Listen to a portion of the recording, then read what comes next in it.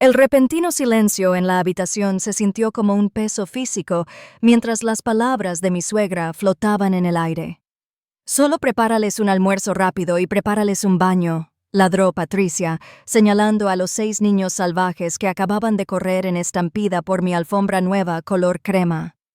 Huellas de barro se extendían tras ellos como un mapa de carreteras de invasión. La risa de mi esposo Kyle me arrancó la incredulidad.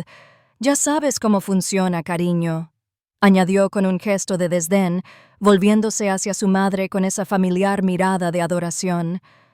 Su sonrisa compartida despertó algo primitivo en mi pecho, una sensación ardiente y desconocida que empezó bajo mis costillas y se extendió hacia afuera. Me quedé mirando la aspiradora que aún funcionaba en mi mano, el zumbido persistente, un marcado contraste con el caos atronador que me rodeaba. Un niño ya tiraba del cordón de la cortina mientras otro dejaba huellas de chocolate en la pared del comedor, la pared que yo misma había pintado el fin de semana pasado. «Si no te gusta, puedes irte», añadió Patricia, sin siquiera mirarme mientras rebuscaba en los armarios de la cocina. «Me llamo Rebecca. Tengo 42 años y fui diseñadora gráfica. Esta es la historia de cómo recuperé mi vida tras una década de invisibilidad. Se suponía que la nueva casa en Lakewood sería nuestro nuevo comienzo.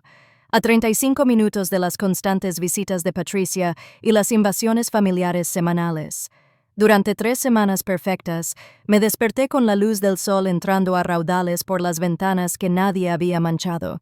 Incluso me atreví a invitar a mis padres a visitarme, algo que Kyle había desalentado sutilmente durante años con vagas excusas sobre el tiempo y las obligaciones. Nuestro matrimonio llevaba años desintegrándose. Empezamos a dormir en habitaciones separadas al principio por los ronquidos de Kyle y con el tiempo porque apenas nos hablábamos. Funcionábamos como compañeros de piso, compartiendo facturas y apellido, nada más. Pero la casa, esta hermosa casa con su terraza envolvente y chimenea de piedra auténtica, me había dado un atisbo de esperanza. Tal vez la distancia rompería la atracción gravitacional de Patricia. Debería haberlo pensado mejor. La mañana en que Patricia anunció su visita, Kyle la había dejado caer con naturalidad durante el desayuno, como si hablara del tiempo. «Mamá viene el sábado. Quiere ver el nuevo lugar». «Está bien», respondí con cautela. ¿Solo ella? Evitaba mirarme a los ojos mientras estudiaba su taza de café. «Bueno, también trae a los niños». «¿Qué niños?» «Los nietos de su hermana. Los gemelos de Bailey, los hijos de Jenna y, 2 más de Linda». Se encogió de hombros. 6 en total. La cifra me impactó como un puñetazo. Va a traer a 6 niños a nuestra nueva casa con alfombras color crema y mesas de cristal. Kyle se rió como si estuviera siendo dramática. Dijo que no me preocupara, que los cuidaría. Lo dijo antes de Acción de Gracias, le recordé. ¿Recuerdas cuando alguien tiró medio sándwich de pavo por el inodoro y tuvimos que llamar a un fontanero en un día festivo? Puso los ojos en blanco. «No exageres. Si no te gusta, quédate en tu habitación». Ahora, mientras veía a un niño manchar mi mesa de centro con algo pegajoso, la magnitud de la falta de respeto se cristalizó con total claridad. 10 años de incidentes pasaron por mi mente en rápida sucesión. Patricia usando su llave para entrar a casa sin tocar durante las llamadas de Zoom de mi cliente importante. Kyle radiante mientras inspeccionaba nuestra despensa y comentaba sobre el polvo en los zócalos. Cenas de Navidad donde yo cocinaba todo mientras Patricia se atribuía el mérito de decirles a sus familiares que Becca estaba en casa de todos modos. Es una anfitriona nata. El recuerdo de Kyle diciéndome que no podíamos visitar a mi familia porque teníamos obligaciones aquí mientras mis padres celebraban cumpleaños y aniversarios sin mí. Las listas de la compra de Patricia apareciendo en mi bandeja de entrada para las cenas que había planeado en casa sin consultarme. La constante excusa de Kyle. Mamá dice que es la explicación predeterminada para todo, desde cómo guardar cebollas hasta en qué barrio deberíamos vivir. Todos esos momentos en los que me tragué la frustración, puse excusas y me dije, todos tenemos nuestras peculiaridades. Miré la aspiradora en mi mano, que seguía funcionando aunque la había dejado de mover hacía minutos. Con calma deliberada, la apagué. La repentina ausencia de su zumbido hizo aún más evidente el caos a mi alrededor. La apoyé contra la pared y subí las escaleras. En nuestro dormitorio, que cada vez era más mi dormitorio, saqué una maleta del armario. Con precisión metódica, empecé a doblar ropa. Suficiente para una semana, quizá 2. Añadí mi portátil, mi agenda, mis medicamentos y mis artículos de aseo. Estaba cerrando la cremallera cuando Kyle apareció en la puerta, con una expresión que pasó de la confusión a la incredulidad. «¿Qué pasa?», preguntó. Lo miré fijamente a los ojos. «Me dijiste que me fuera». «¿En serio haces esto?». Su tono sugería que estaba siendo irracional. Asentí. Se burló. «¿A dónde vas? ¿A un lugar tranquilo? ¿A un lugar donde no sea la niñera sin sueldo, la chef o el saco de boxeo de tu madre?». Se acercó. «Exageras. Por fin estoy reaccionando». Lo corregí. Patricia apareció en la puerta, con el cuello estirado para ver más allá de Kyle. «Rebecca, no montemos un escándalo. Sé razonable». Sentí que algo dentro de mí se endurecía como el cemento. «Trajiste a 6 niños a mi casa sin invitación y me dijiste que limpiara lo que ensuciaban. Esta es la escena. Me voy». Y lo hice. Pasé de largo. Bajé las escaleras, atravesé el caos de niños gritando y barras de cortinas caídas y salí por la puerta principal. Esta vez, nadie rió. Esperaba llorar al alejarme de la casa en la que había depositado tantas esperanzas. En cambio, solo hubo quietud. Ni alivio ni pánico, solo silencio y el rítmico sonido de mis neumáticos sobre el pavimento al alejarme de lo que una vez llamé mi hogar. La primera noche me alojé en un hotel de clase ejecutiva junto a la autopista. Nada del otro mundo, solo una habitación beige con una cama que no era la mía, sin el tamaño de Kyle ni el tarareo pasivo-agresivo de Patricia. Pedí el servicio de habitaciones que no pude comer y revisé los anuncios de Airbnb antes de quedarme dormida completamente vestida. A la mañana siguiente llamé a mi madre. Contestó al segundo timbre. «Rebecca». Su voz se quebró como la de una madre cuando instintivamente siente que algo anda mal. No hablé de inmediato, solo respiré en el teléfono mientras ordenaba mis pensamientos. «¿Puedo ir a casa un rato?», pregunté finalmente. No hizo preguntas, solo dijo, «Por supuesto», como si hubiera esperado años para decir esas palabras. Pasé el día organizando, agradecida de haber mantenido mi cuenta bancaria separada de mi trabajo de diseño freelance a lo largo de los años. Con suficientes ahorros para cubrir los gastos de viaje y un nuevo comienzo, reservé un billete de tren a Seattle para la mañana siguiente. Mis padres me esperaban en la estación de tren de Seattle 2 días después. Papá estaba de pie al borde del andén con los brazos cruzados, la misma postura que tenía al recogerme de las visitas universitarias. Mamá agarraba su bolso con una mano y sostenía una taza de té de manzanilla en la otra. Me abrazó más tiempo del necesario. La dejé. En su casa me senté en la encimera de la cocina mientras papá se entretenía preparando tostadas que no había pedido y ajustando muebles que no necesitaban ajustes. Mamá me dio una manta a pesar del calor. No era por la temperatura, era para conectarme con la tierra. Funcionó. Después de ducharme y ponerme una de las sudaderas grandes de mamá, por fin hablé. No de golpe, sino en ráfagas controladas. Cómo Patricia aparecía sin avisar, cómo Kyle nunca me apoyó, cómo me sentía como una invitada en mi propia vida, cómo no había pasado unas vacaciones con ellos en 7 años, cómo no recordaba la última vez que alguien me había preguntado sinceramente si estaba bien. Entonces lo dije en voz alta por primera vez. «Me estoy divorciando de él». No se quedaron boquiabiertos ni cuestionaron mi decisión. Mamá me apretó la mano. Papá solo preguntó, «¿Necesitas un abogado?». Asentí. Durante los días siguientes, contacté con una abogada local que me recomendó una amiga de la universidad y que se había mantenido en contacto por redes sociales a pesar de los intentos de Kyle de aislarme.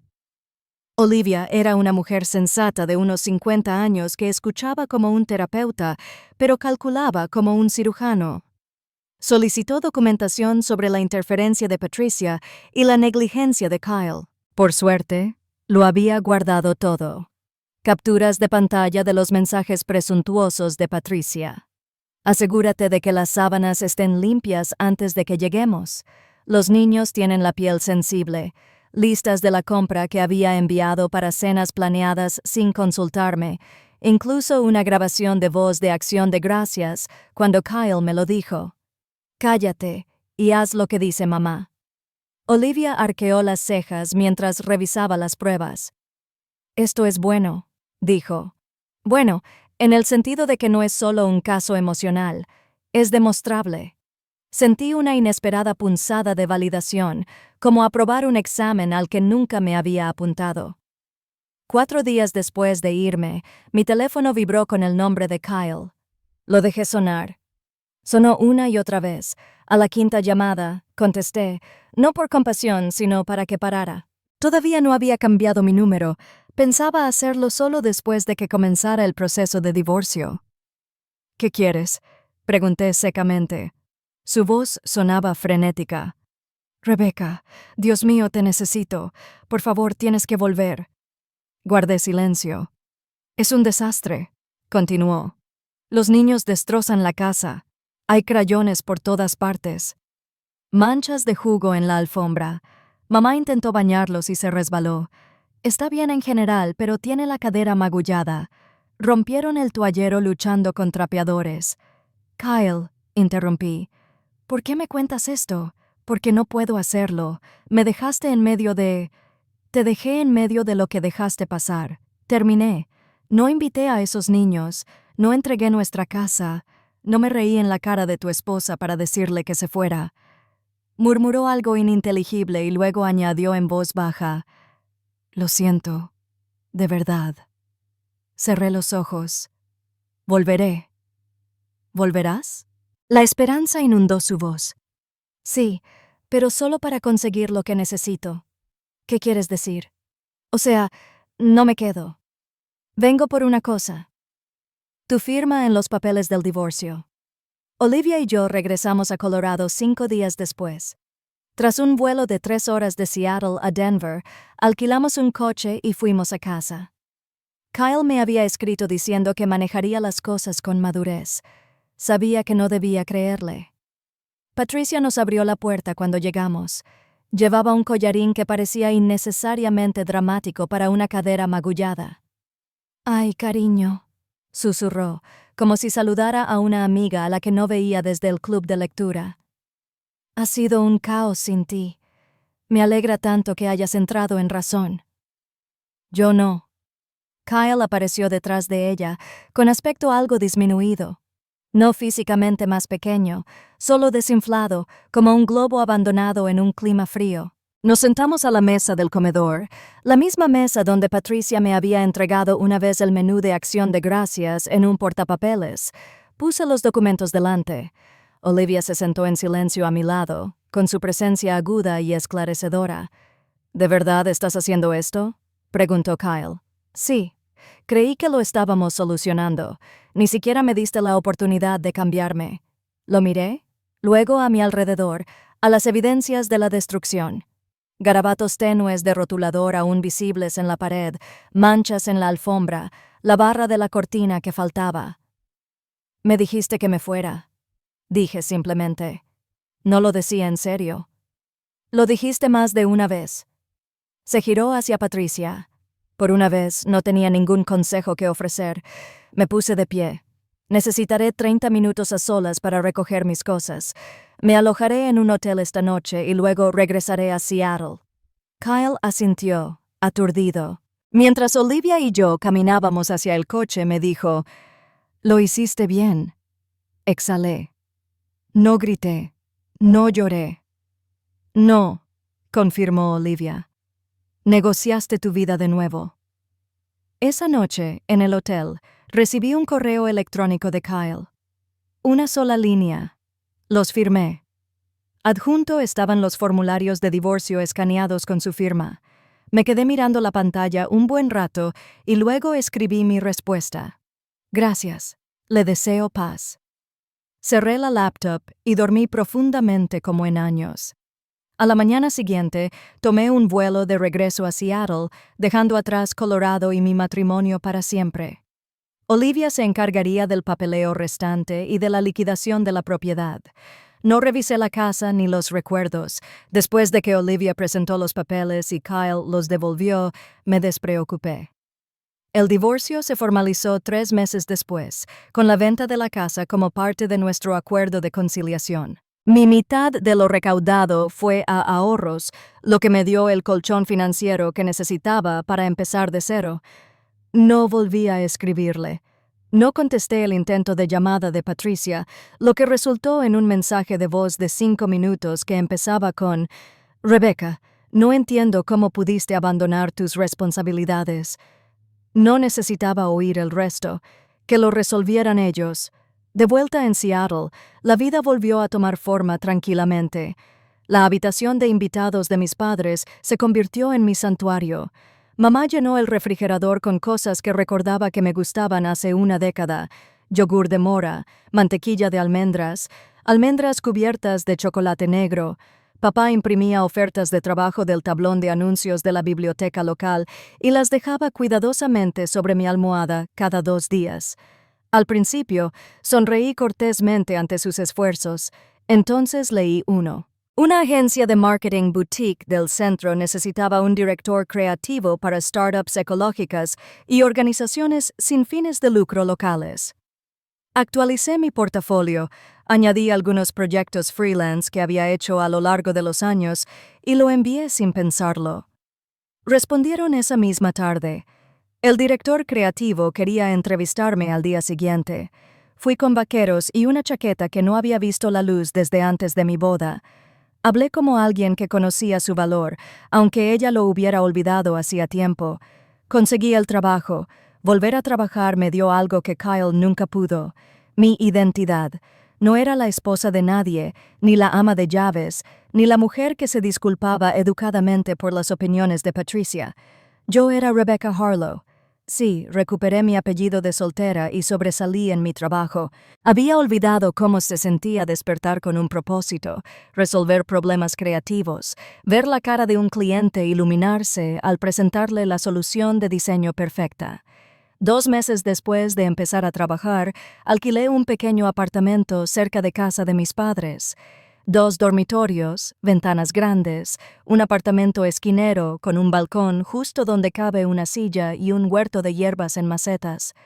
Pinté una pared de un verde azulado intenso y compré una estantería que no tuve que compartir con libros de autoayuda sobre cómo gestionar las expectativas de tu madre. Todos los sábados por la mañana caminaba al mercado de agricultores, café en mano. No estaba reconstruyendo, estaba empezando de cero. En cuanto a Kyle, no pregunté, pero amigos en común de la universidad que se habían reencontrado conmigo por redes sociales me mantuvieron informada, quisiera o no. «No es el mismo», dijo uno durante una llamada telefónica inesperada. Un poco retraído. Al parecer, dejó su trabajo 2 semanas después de formalizarse el divorcio, alegando que necesitaba un respiro. Volvió a vivir con Patricia. 6 meses después, encontró un puesto en una empresa más pequeña al otro lado de la ciudad. Lo último que supe es que vivían en su apartamento de 2 habitaciones en Redmond. La familia extendida ya no los visitaba mucho. Tras el caos de ese fin de semana, la mayoría había empezado a distanciarse de Patricia. Resultó que a nadie le gustaba que ella controlara la vida de todos. Justo fui la primera en levantarme de la mesa. Es curioso cómo funciona la claridad. Varios meses después del divorcio, a principios de primavera, recibí un paquete sin remitente, solo una caja y una nota. Pensé que podrías querer esto. Perdón por tardar tanto en entenderlo. K. Dentro estaba nuestra foto de boda, la que Patricia había insistido en que enmarcáramos para el recibidor, donde los invitados pudieran admirar nuestra elegancia. Debió de haber conseguido mi nueva dirección gracias a nuestro abogado de divorcio. La estudié brevemente, luego saqué la foto del marco y la quemé en mi balcón en un pequeño cuenco de cerámica. El humo se elevaba hacia el cielo como un recuerdo que ya no necesitaba. En el primer aniversario de mi partida, invité a mis padres a cenar a mi apartamento. Preparé ravioles de calabaza caseros y encendí velas en botellas de vino recicladas. Mamá trajo el postre. Papá llegó con una botella de Riesling y 3 servilletas de tela desiguales que, según él, eran mejores que esas de papel baratas. Nos reímos y hablamos de planes de viaje, trabajo e incluso política, temas que antes evitaba por miedo a las reacciones de Kyle.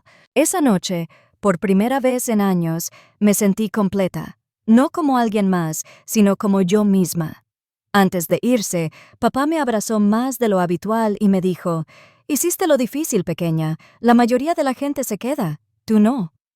Mamá añadió: «Por fin empezaste a vivir tu vida a tu manera. Eso es todo lo que siempre quisimos para ti». A veces me preguntan si me arrepiento de algo. Del divorcio, de la huida, de haberlo dejado todo atrás. Esto es lo que les digo. Lamento cuánto esperé. Lamento cada festividad que pasé sirviendo a desconocidos mientras mis padres se sentaban solos en su mesa al otro lado del país. Lamento los años que pasé intentando ser agradable, tolerable y fácil para gente a la que nunca le importó que me sintiera visto. Pero no me arrepiento de haberme ido.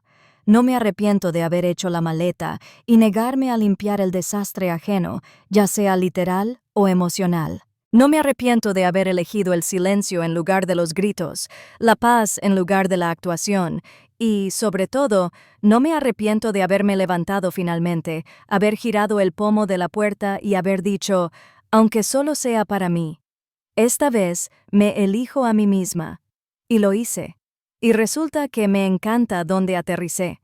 Si te gustó esta historia, echa un vistazo a mi otro contenido donde comparto más sobre crecimiento personal y procesos de transformación.